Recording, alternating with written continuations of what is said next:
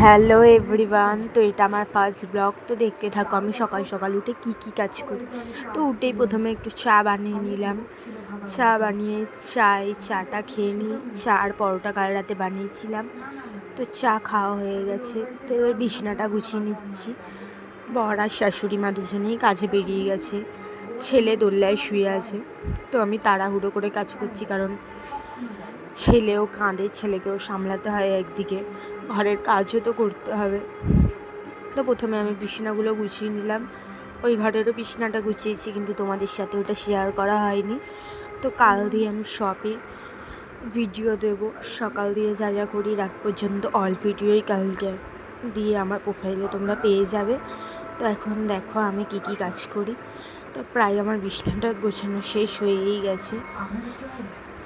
তো বিছানা, আর ওইদিকে ছেলেও কাঁদছে খুব, জন্য তাড়াতাড়ি করে বিছানাটা গোছাচ্ছি। তো চলো গাইস।